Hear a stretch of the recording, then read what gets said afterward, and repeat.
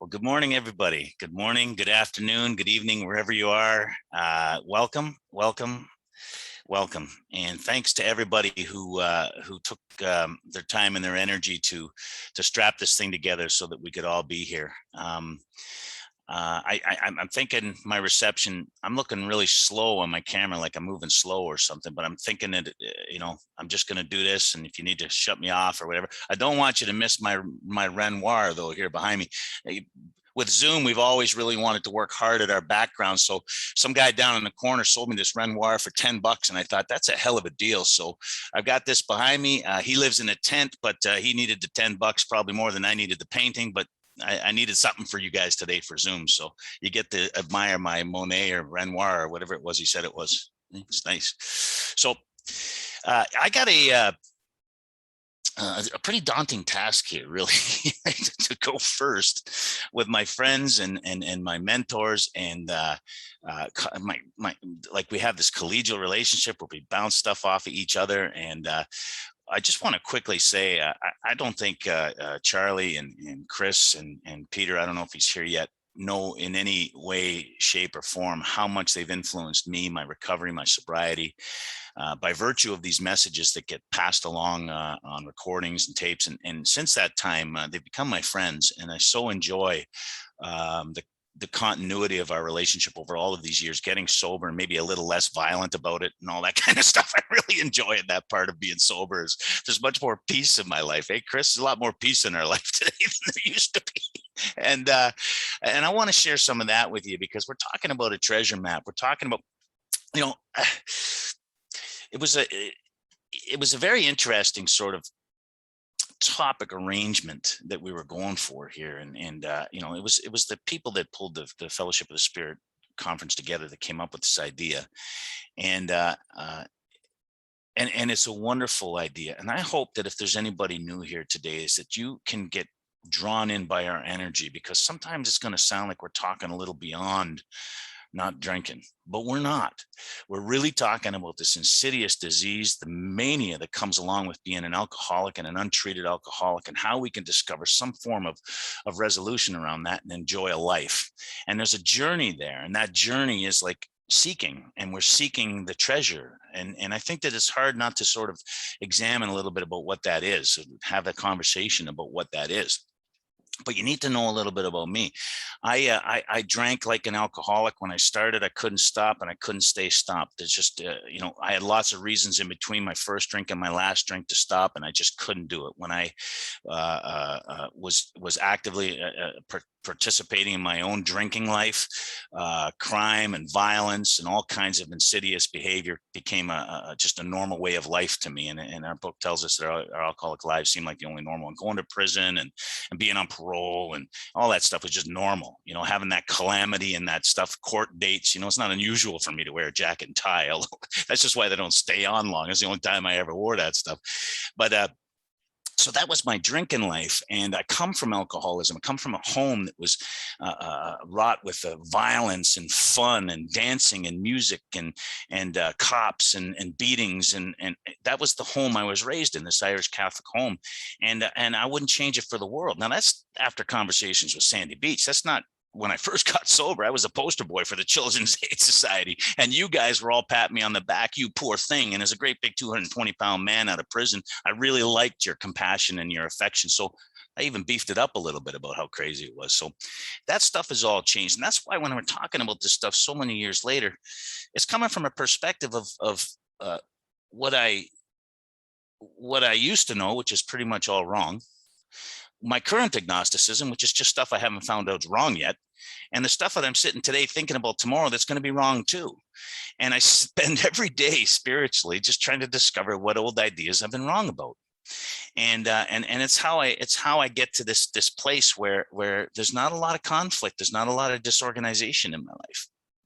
Other people around me would say that's ridiculous, but I'm telling you, in spite of all the opinions around me, I am in love with Alcoholics Anonymous. Before we go any further, I just want to talk really quickly about something that was we're talking about the fellowship of the Spirit. I saw Alice pop on here, and I saw Donna J on here a little while ago. And I just want to say to you too, and if there's anybody else here that was there that day, last Sunday, I told Ali this when we were just talking. I said, last Sunday was probably my best sober Alcoholics Anonymous day since the pandemic began. And Alice and a crew of folks came up from the Bronx Big Book Study crew, and they got an Airbnb here in Toronto, and they put on a beautiful gathering for us. And we sat in the afternoon, on a Sunday afternoon, a week ago tomorrow, and we cried together, and we laughed, and we smiled, and we hugged. And I'm going to start crying now, right? I hadn't been around you at all. That was only my second event. You know, Jane and her husband had us up to her place, and that was a beautiful experience. And a couple of weeks later, I'm with these folks at this Airbnb. I need you. I need to be with you. I'm a dyed-in-the-wool big book guy. I love Alcoholics Anonymous. I love the 12 steps, but I need to be with you. I can't do this alone. I need to be with you. And we felt that in that room that day. You look around the room, and they were hardcore big book guys. We read a little paragraph out of the book and then spent the next 2.5 hours talking about how in love we were with this power and this fellowship. It was unbelievable. And all this from the bottom of my heart, I want to say thank you. And Kevin, we missed you. Your name came up a lot. Mostly making jokes about you and shit, but it came up a lot. So but it was important for you to know that. I really quickly here is what I want to do is if you don't believe, and if you haven't had this experience, I really want to sort of encourage some level of open-mindedness. I read the Sermon on the Mount probably when I was 2 or 3 years sober by accident. I didn't do any of these things back then by direction or on purpose. It was by accident. And I read this little paperback book called The Sermon on the Mount, and I thought, what a good book. That's lovely. And it reminded me of the Catholic childhood that I had been raised in. I thought, that's pretty cool, you know? 20 years later, I'm on a chaise lounge on the beach in the Dominican Republic, and I'm reading Sermon on the Mount, and I white out. I white out in my lounge. I roll over onto my knees, and sobbing with tears, with gratitude, and fill heart with the love and the life that I've been given. And if you know anything about, if you've read the Sermon on the Mount, you know it says, for where your treasure is, there will your heart be. And this is what we're talking about here. It's about consciousness. It has nothing to do with the dynamics and the sort of. We can go to meetings and get lit up when we identify with people, but the whole idea here is about living this life of sobriety. Is turning my consciousness to this power, a constant reconciliation of turning my consciousness to this power. I can't live a way of frustration and pain and agony. It doesn't matter what the circumstances are. And although all of those things are absolutely normal, we can't stay there. And the minute, it tells me in step 11, the minute I turn my consciousness to this power, that stuff evaporates. The minute I do that, and then we're directed to carry that message to alcoholics who still suffer. That's actually the message, is that we can be free of all things. Well, I don't know this stuff when I come here. I love AA. I get sober on July the 16th, 1987. I'm standing in a jail cell. I scream out for help, and that help comes. The room lights up, it filled up with light. My chest and my heart went, holy shit, something really heavy happened. I stood up, and I knew I was free, and I was. And for the next 14 years in Alcoholics Anonymous, my life was unbelievable. I went to meetings every day. I was in my sponsor's back pocket. I knew that for the first 5 years that Alcoholics Anonymous was all about not drinking. I knew that. Don't drink. Don't drink, go to meetings. That's what I heard. So I knew it was a big part of it. Don't drink. God damn it, don't drink. And so I went to a lot of meetings talking about not drinking. And then sometime around that range, I started to have children and stuff and be involved in relationships and that. And then I started thinking, oh my God, it's not about not drinking. For the next years, 5 to 9, it was all about love. You know, and if you hear my old talks from back then, you'll hear that love, love, love, love, love, Bed Bath and Beyond bags for everybody. We're all hugging on each other, and it's all about the love, you know, it's all about love. And we're giving, you know, and then I just met a couple of those Jesus guys, and I thought, oh my God, it's not about not drinking. It's not about love. This is about God, capital G. That capital G God they're talking about in our steps. That's what they're talking about. It's all, this thing's all about God. So it was God, God, God, God, God. You know, I'm running naked through the woods like Robert Bly suggests, and we're giving each other polished stones and pyramids and all that shit. You know, it's all about the power. It's all about God. And I'm lit up with AA. I speak, I sponsor guys. I'm having a great experience. At 14 years sober, and this is where my life changes. And I hope this happens for everybody. You don't even know you're in the darkness until you step into the light and recognize that you're in the darkness. You don't know. Bob Darrell talks about the lamplighter story. You can't see where God is, where he is right now, but you can see where he's been. And I'm sitting there 14 years sober. I'm speaking on Sunday morning spiritual speaker because I'm so connected to God. And I am so, the real truth is I've got a big mouth and I love telling jokes. And so they had me for a high time on the Sunday morning at these conferences. And the main banquet speaker is a fellow who I hadn't known very well. And I heard a little bit about him. I knew he was a little bit gruff and a little bit sort of on the edge and maybe a little bit serious about this AA thing. And we're outside, we're having cigarettes. He was smoking about 5 of them at a time. And, I was joining him and we were talking about fitness and healthcare. He was a big barrel chested man with a white beard. He looked like James Coburn. And I just thought he was like cowboy and I really dug him, right? I'm a little hillbilly myself from Canada. So I just really dug this guy. We're shooting shit and laughing. Oh my God, we're laughing about some stuff. And he's asking me about my AA life. And I start telling him what a great AA guy I am. I run AA in Canada, man. And so I'm telling him this, right? And he's listening to me for like a half an hour, puffing away. And he says, son, he says, you're asleep, dreaming, you're awake. I'm going to probably come back, I hope, to that word awakening. We're talking about the treasure map of AA. We're talking about the treasure. We're talking about a treasure, something that we're going to seek. He says, you're asleep, dreaming, you're awake. After my insult subsided, I said, what the hell are you talking about? He says, I can tell there's an experience in AA that you haven't even had. And I said, man, weren't you listening? I was telling you about I've had every AA experience there ever was to have. I could probably learn you a few things, hillbilly. And he said, if you want to have that experience, he says, well, we could talk up in my room. I followed that man into his room, and I'd never gone to a hotel room with a man leading me in my life. But I followed that man into this room, and he walked in the door, and I walked in behind him, and I shut the door, and I really didn't know what I was doing. And I don't know if you've ever had that experience, being led to a meeting when you were new or being introduced to somebody that you really respected. I was timid. I was nervous. I knew nothing of this man. And he turned around to me, and he said, tell me about your drinking. And for about 5 minutes, I told him what I thought I was about my drinking that was problematic, the trouble, the conflict, all that kind of stuff, the hurt, the pain in my family, all those things that I get on a Sunday morning, make the crowd cry with when I was talking about my mother coming to see me in prison. He said, lovely, thank you for sharing. But he said, do you know about powerlessness at all? You either are or you aren't. It's the only issue in AA. You either need power or you don't. After a brief conversation, I was qualified in Alcoholics Anonymous for the first time in 14 years of sobriety. Nobody had ever qualified me as an alcoholic. You let me sit there, you let me talk, you let me whine, you let me bitch. And when in Rome, I did as the Romans did. I did exactly the environment and the culture that I lived in was exactly what I did. I went to 12 and 12 meetings every single day. My home group was a 12 and 12. We sat around and read and talked about the steps every single day. And Mark asked me outside, he said, have you ever taken the steps? And I said, well, of course I have. I'm 14 years sober. I belong to a 12 and 12 meeting.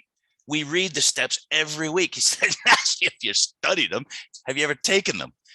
And I had to say, no, I don't know the answer to that question. And we talked about the proposition in step 2. I come to believe that there was something going on. As I said to you, God had started to become a part of my sobriety around 10 years sober. And I started to believe in this, that there was something. But he said, God is either everything else is nothing. What's your choice? Now, I had already explained to him some of the antics and the activities that I'd got up to in recovery. And this is what it looked like. It looked like promiscuity. It looked like lying and cheating and stealing for money and wares. Now, as long as I wasn't going back to prison and I wasn't getting drunk, I was good. And my life was lit up. I had a car that had the same license plate on the front as the back. I'm shitting you not. It was miraculous. AA had done the miraculous. And my mother and my father and family, they believed in you. They said, oh my God, who's this kid? You completely changed me. I'm having children now. I got one of them job things, I'm earning money. I'm educated. I'm living this beautiful life. And inside, he said, your God is either everything else or there's nothing. You told me about a life based on self. And I said, well, he must be everything. And he said, would you take a third step with me? And I said, well, what are you talking about? And we talked about selfishness and self-centeredness and the role it had played in my life. Guys, I'm talking about 10, 12 minutes. I listened. He spoke. He shoved the coffee table away and we got down on our knees and he draped his big arms over my shoulders and I got underneath him and I could smell his deodorant. That's how close we were. And I could smell cigarettes too, but that's how close we were. We were bound up pretty tight. And he paused for the longest, most uncomfortable time I had ever spent in my life. And then all of a sudden the discomfort left.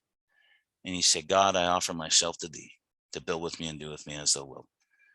I thought, where's he getting these words from? They're beautiful. This is incredible. Where's he getting this from? 14 years sober. The culture I was in, the climate I was in, the area I lived in, there was no big books around. And if there was, I walked into a big book meeting by accident and we read a story in the back and talked about our identification. That's it. That's it. And he recited the third step prayer and he stayed on me for a couple of seconds after him. I mean, major, uncomfortable, beautiful, unbelievable pauses. And something happened inside of me. And when we stood up, I was a different man than I was when I got on the floor. And he put me in inventory for the first time. I'd done an inventory in Alcoholics Anonymous out of the big book. I'd looked at some of that stuff in the 12 and 12. I wrote down my life story at some point. None of it had to do with anything, but there was no directions to take a fourth step. And he pointed me to the directions. A short time after that, I clarified that things were going the way they were meant to be going. And that was the last time I spoke with Mark Houston. And my life had changed, bang, just like that. Now, I don't know why I get asked to sort of come here and talk about that, but I want to talk very quickly about what happened in that experience. For 14 years, I sponsored a stable of guys, and this is why it's important. And I spent 14 years solving their problems. I was a guy who robbed, stole, lied, and cheated. I'd never been in a solid relationship, not even in prison. I had had all kinds of sort of difficulties in my life on my willfulness and all that kind of stuff. But guys, grown men would call me and ask me my advice, and I'd give it to them. Anything you ask, men asking me, where should my children go to college? I'd come up with some bullshit answer because I thought that's what we were supposed to do. And for 14 years, my answer machine was full of questions that I would answer, one right after the other. Total dictation, total control over your life. If you didn't do what I told you, I fired you. God damn it! It's like, you stay away from her now. She's brand new in this program. You don't stay away from her. We're done. That kind of stuff. And guys, gals, it was exactly the way it was all around me. There was no program. There was no 12 steps. There was no treasure map. There was no information about a destination, getting anywhere. Not drinking was the objective. So what happens is I go through my life living that life and experiencing that life and meeting some of you. And when my life turned around, I went to all these guys that I sponsored and I said to them, we've been shortchanging here. There's something much more here than I think we were exposed to. And most of my guys left. They weren't even alcoholic. I pulled them in and kept them in with goodwill. That's what I did. I saw, I solved their problems. I became their mentor. None of the guys that go to meetings or help anybody else. Nobody sponsored anybody. There was none of that stuff going on. I was the king of my fiefdom. That's how it was. And I was that guy in Hamilton. I was that guy that you got a rough edge, you're a little bit tough, a little bit incorrigible, send them to Marty. And I was that guy. And some of these guys would not drink anymore, but most of them weren't even alcoholic to begin with. And my ego constituted a massive array of self-fulfillment from that, believing like I had accomplished something indeed miraculous. And Mark picked it up in my talk. I move into this sort of process of these 12 steps, which is truly the treasure map. The treasure map is the 12 steps. They happen to be contained in our big book. But the real treasure, and the real, because I want to talk about the destiny. We know that the treasure map is the 12 steps. As we laid before us, is we can follow these directions and we will get to a destination. And we know that the destination is transient. We know that there's no landing spot where we're all done. We know this. But here's really, in my estimation, the objective. Now I'm 34 years sober, 20 years post-experience. I've had all kinds of life experiences because I'm 57 now. So in that, I lose my parents. I have sick children, addiction on the streets, suicide attempts. I have a daughter right now who's got brain cancer / lung cancer, who's going through treatments. And I've got grandchildren. I've got this life that's so full. I have a career that I absolutely love. I'm out there with the folks in the tents and I'm loving every minute of it. I wouldn't have it any other way. My life is full. It is so beautifully and wonderfully full. But the minute that I turn my consciousness away from God, willfulness comes in. And I don't know how long that can last. It can last sometimes for 2 minutes or can last for 2 days. In spite of my disciplines, in spite of my desire and you hear about people all the time that go on their knees and they don't feel connected. That happens to me too. We are not inspired at all times. If we believe that, crazy shit's going to happen in our lives. We need to be constantly driven back to the need for God. And so this consciousness, turning my attention to God, is what's always set me free. And I told you guys about, many of you have heard it, I'm not going to go through it, about getting the information that my daughter had suicide, tried to commit suicide. She hung herself in her apartment when I was driving to my meeting that night. And I went into an absolute rage and I smashed everything in the front seat of my car. And what happened was my consciousness turned to God and all of that stopped. All of that stopped. And I became useful. Was I in pain? Absolutely. But I became useful and I became free. Does that make any sense? Pain does not indicate a lack of freedom. Pain indicates an indication of life, that I'm actually human. And you have to know that at 19 years old in a holding cell in Milliam Penitentiary, they diagnosed me as sociopathic. They didn't think they kept me in the SHU for a long time because I didn't play well with others. The SHU was a special handling unit.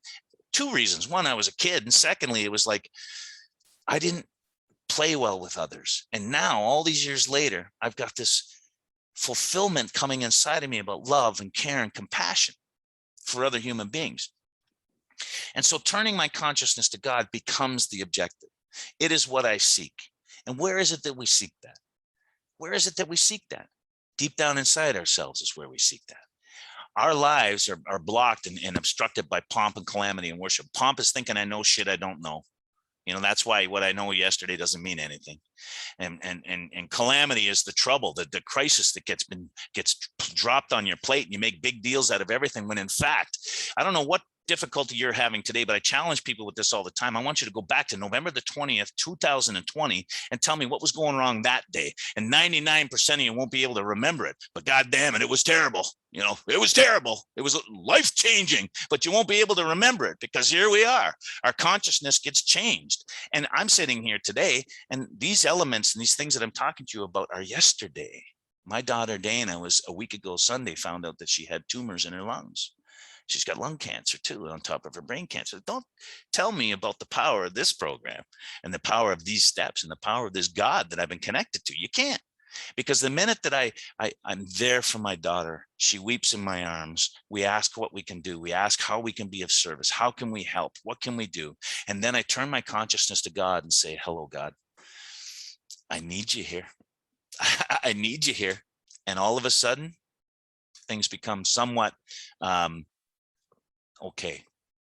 And again, if you know me, you know that I get up in the morning, I do my thing, I go to my work, I come home, I got a little puppy dog, I got a family. Sometime I'll jump on a Zoom, and like Kevin said, or no, I think it was Ali, is I don't take a whole lot seriously anymore. And I don't think it's because I'm mental, because part of me thinks sometimes that there's something wrong with me, because you're all pretty funny. I mean, I try not to laugh when you're telling me some really painful stuff. I try. But here's the problem, is that I know that in your darkest hour is when the most grace is going to come flooding into you. I know that. And I'm so enmeshed in that I think to myself, oh, you're going to be okay. You're going to be all right. And there's a lot of people on this, like I said at the beginning, and I really hope there's some new people here and that you understand that this goes beyond not drinking, but man, alcohol was our answer. It was our solution. It gave me all the things that I'm describing to you today. The thing is now I'm 57 years old. I'm 34 years sober. I am knee deep in Alcoholics Anonymous, and I look down and see if Ali was just sending me a message that my time's up. So I'm in this program and many of you have met some of the guys I sponsored. And these guys are soldiers. They're on fire, and they too have picked up the tools to dig. You know, Pete's going to come on later, and he's going to talk about chopping wood and carrying water. I'm guarantee he's going to say that. Don't know if he's here now, but I'll blow his cover. He's going to talk about that, and he's talking about the tools. He uses an axe. Well, when we're doing the treasure, when they're looking for treasure, we need to dig. And where do we need to dig? We need to dig deep down inside ourselves, because in there, in the last analysis, that's where he's found. That's where the power is found. I turn my consciousness to that. And consciousness is an awakening. You look up consciousness in the dictionary. Consciousness is a state of being awake. That's what it is in the dictionary. The state of being awake. Learn that on the Wednesday night primary purpose group. Stole that from you boys. I think Ray might have said that one time. It's the state of being awake. Mark Houston said, you're asleep dreaming you're awake. I was not experiencing the state of being awake. I was walking through life thinking I was awake, and I was asleep, dreaming I was awake. And what that looks like is a life based on self. And I would get, even though my motives were good, I would get up in the morning, I stopped robbing banks, I stopped doing the things that got me into some trouble. And I believed that I deserved a hero's welcome for that. And I lived my life that way. Every room I walked into, I thought, you know what, if you knew me before, just be grateful I'm not hurting you. And that's how I lived for 14 years. And I gave the glory to me. That's who I gave the glory to. My consciousness never turned toward God.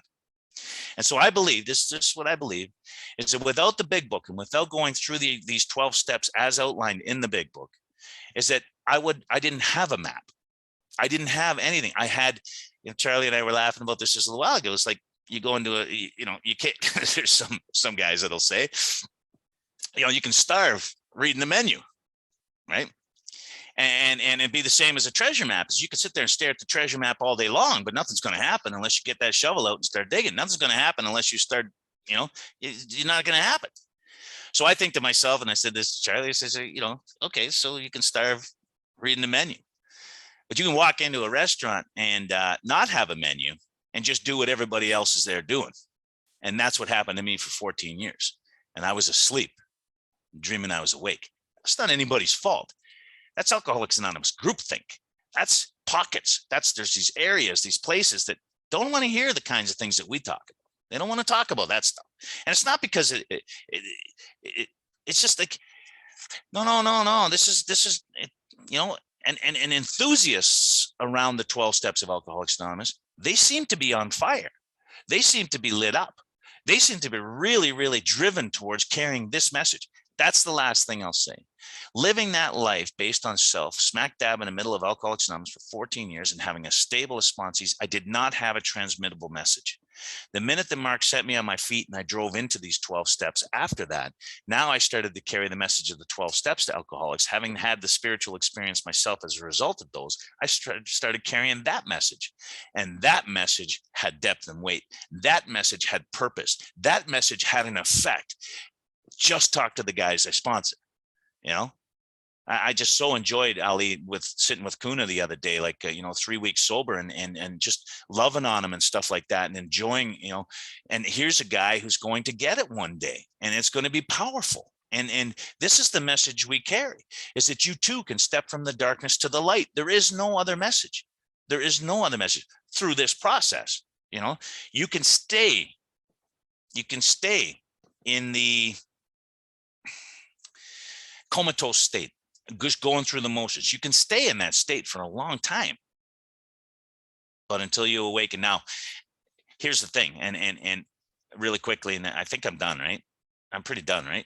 That's got to be 35 minutes. I've done this many times. Is that 35 minutes? I got 5 minutes?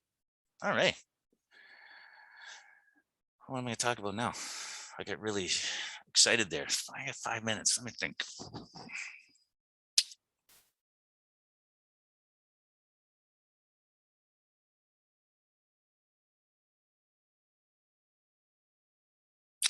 If you look, okay, give me 2 seconds, okay? On page 13 and 14, I don't know if any of you brought your book to the meeting today. I know most of you are at home, but. So if you look at this and it says, there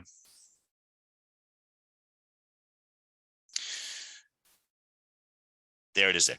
Okay, so it says, when Bill was in the hospital and Ed came, he says, there I humbly offer myself to God as they then understood and to do with me as they would. That's a third step. I placed myself unreservedly under his care and direction. I admit if the first time of myself I was nothing. That's the second step. That without him I was lost. I ruthlessly faced my sins. That's step 6 and 7. This is in his hospital bed, guys. This is in his hospital bed. I ruthlessly faced my sins and became willing to have my newfound friend take them away root and branch. I've not had a drink since. My schoolmate visited me and I fully acquainted him with my problems and deficiencies. That's step 4. We made a list of people I had hurt toward or felt resentment. That's steps 8. Okay, I expressed my entire willingness to approach these individuals. And so his willingness to approach was still step 8. I was to write all such matters. I was to test my thinking, the God consciousness within. Step 10, common sense that would thus become uncommon sense. I was to sit quietly, asking only for direction. That's steps 10 and 11. The strength to meet my problems as he would have me. I was to test my thinking by the new God consciousness within. This is in his bed. This is laying in his bed. The substance, alcohol. He had been separated from the last time. And I think it was 2 days. I think it was 2 days, 2.5 days that he was actually clearing from this. And was his experience. Now, we talk about this a lot when we're actually looking at the book, but in reflection, he's looking at how this happened. I don't think he's setting in accordance. Don't think that he thought that 50, 60 years later, 70 years later, we were going to have to clarify for people that these steps were meant to be taken. I don't think he figured that that the steps were going to be meant to be a year and a half.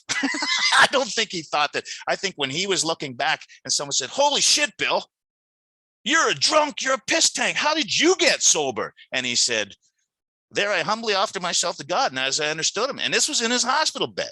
Ebby came alongside of his bed. He told him about his deficiencies. Ebby wrote him down because his hands were shaking too bad. The whole thing happened right there. And that night, he had his barn burning, profound spiritual experience. He didn't have the experience and then get sober, like sober in the head. He had not been drinking, did this stuff, and then had a profound spiritual experience. And then he said, "I was to test my God consciousness within." He said about his life with a constant desire to turn his consciousness to God. And if you know Bill Wilson, if you've been in his house, you've seen his writings, you understand what selfish and self-centered looks like. And now all of a sudden, he's going to turn his God conscious. He's going to turn to God consciousness. And this is what happens with me, is that when stuff comes up, even this stuff isn't easy for me. I mean, it might not seem like that, but it's not easy for me. So I know that I'm speaking with some of my closest friends and some of the best speakers I think are in Alcoholics Anonymous, but I am getting nervous about this. So yesterday I asked God, take this from me and just get me involved in some helpfulness. And it happened. And then I get up this morning, I was actually free. I said that to I think I told Ali that. I was like, man, I was struggling with, what are we talking about here? The treasure map. What are we talking? And all of a sudden it was like, oh my God, I got 35 minutes. I could talk about the color green for 35 minutes, So it's like, I'm really, really happy that all of you are here. I am so looking forward to spending the rest of the day with everybody. I wanted to set a foundation here today. I wanted to try anyways to set a foundation here where we talked about a couple of things: the need for power, accessing that power, and the support that we had and the intervention we had from a guy like Mark and people like him. Some of you guys on here are like him. We venerate these people, and it's very important for us to never forget who impacted our lives. But I got to tell you, you're that guy now. You're that girl. You're that woman. This is the message. You're carrying it. You don't have a clue. And how many people here on Zoom have said that? Man, I heard something 16 months ago on Zoom and it changed my life. You're that guy, that gal, and you're charged with that responsibility. And I want to thank you guys so much for believing in me enough to ask me to come here and spend the morning with you, the afternoon. I'm looking so forward to everybody. Thanks, guys. Thanks from the bottom of my heart. Thank you for my sobriety and my life. Thank you, thank you, thank you.